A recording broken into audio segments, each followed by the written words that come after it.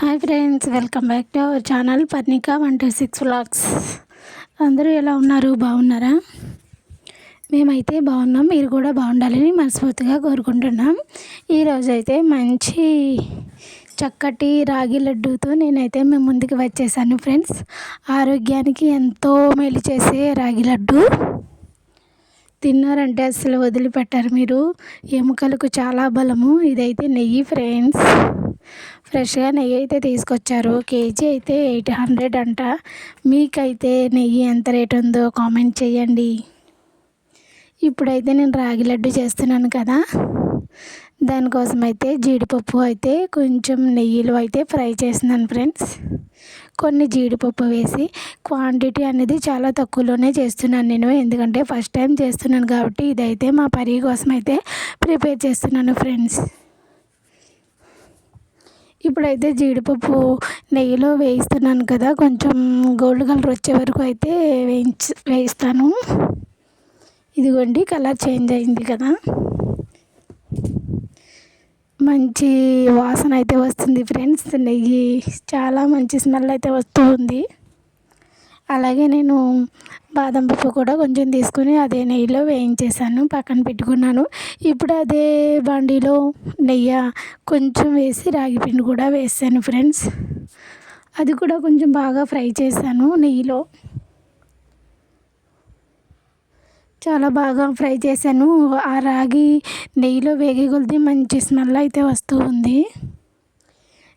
రాగి పిండి ఫ్రై అయిందని మనకి ఆ స్మెల్ బట్టి అయితే తెలుస్తుంది. చాలా బాగుంది.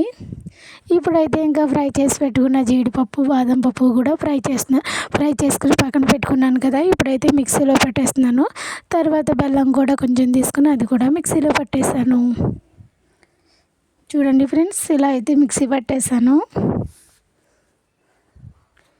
ఇప్పుడైతే ఇంకా రాగి పిండి పక్కన పెట్టుకున్నాం కదా, ఈ బెల్లంలో అయితే కొంచెం కొంచెం కలుపుకుంటూ రాగి పిండి అయితే వేసాను ఫ్రెండ్స్. బెల్లం రాగి పిండి బాగా కలుపుకోవాలి. ఇప్పుడైతే ఇంకా బాదం పప్పు జీడిపప్పు మిక్సీ పట్టిన అది ఉంటుంది కదా, ఆ మిశ్రమాన్ని కూడా ఇందులో వేసాను ఫ్రెండ్స్. బాగా కలిపేసుకున్న తర్వాత అది పక్కన పెట్టుకుని మళ్ళీ కొంచెం నెయ్యి వేడి చేసుకుంటూ ఉన్నాను, ఉండ రావాలి కదా అందుకని. ఇదిగోండి, ఇంకా ఇందులో రాగిపిండి, బెల్లం, జీడిపప్పు పేస్టు, అలాగే బాదం పప్పు. ఇదిగోండి, ఇప్పుడైతే నెయ్యి వేసాను కదా ఫ్రెండ్స్. వండ వస్తుందో లేదో చూస్తున్నాను. నాకైతే ఆ వండ చేయడం అయితే రాదు, స్టార్టింగ్లో రాలేదు, తర్వాత అయితే వచ్చింది. ఇదిగోండి, మనకైతే ఆరోగ్యానికి చాలా మంచిది, పిల్లలకైతే ఇంకా మంచిది, ఎముకలకు కూడా చాలా బలం. ఈ రాగి లడ్డు అస్తమాను రాగి జావే తాగడం, అలా కొంచెం బోరు కొడితే ఇలా ఉండల్లా కూడా చేసుకుని తినొచ్చు.